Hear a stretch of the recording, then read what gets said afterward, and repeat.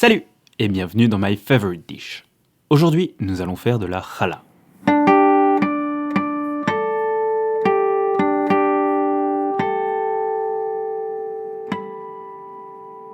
Pour cette recette, il nous faut 650 g de farine, 5 g de levure boulangère, 20 centilitres d'eau tiède, 50 g de sucre, 2 œufs, plus un jaune d'œuf, du sel, de l'huile, des graines de pavot et des graines de sésame.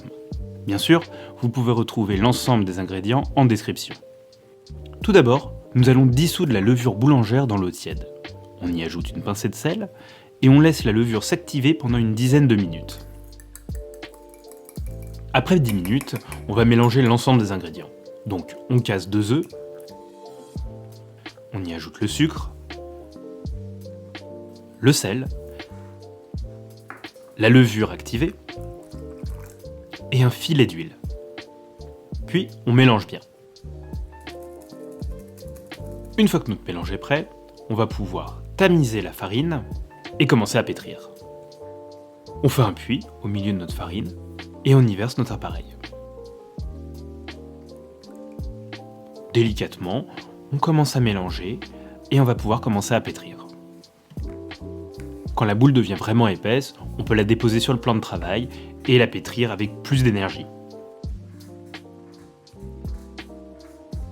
Après quelques minutes de travail, on façonne une boule, on la masse avec un peu d'huile pour éviter qu'elle ne colle, puis on la recouvre avec un torchon.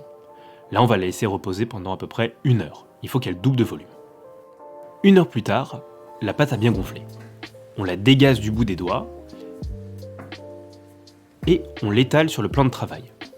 On va la retravailler quelques minutes de manière à ce que l'air s'échappe de la pâte. On en fait une boule qu'on coupe en deux. On prend un pâton qu'on divise en 3 petites boules égales. On fait pareil avec le deuxième pâton, on le divise en 3 et on réserve. Maintenant que nos 6 boules sont prêtes, on va pouvoir façonner la pâte. Pour ça, on va faire des colombins. Donc, on y dépose une boule et on la fait rouler entre nos doigts. On étire la pâte de manière à faire un colombin d'environ 40 cm de long. Et on reproduit l'opération pour l'ensemble de la pâte.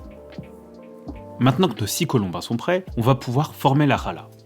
Pour ça, on prend 3 colombins qu'on solidarise en bout de pâte et on va tresser la challah.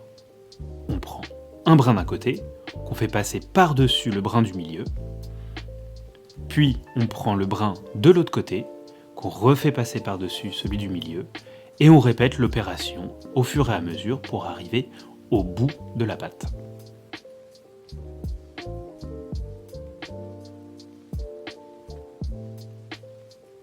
On ajuste les 2 bouts de la challah, de manière à ce que ce soit bien soudé, bien esthétique, puis on passe au deuxième façonnage. Pour celle-ci, il va y avoir une petite variante. On la tresse jusqu'au bout, puis une fois que c'est fait, on va la tourner sur elle-même, de manière à former une couronne.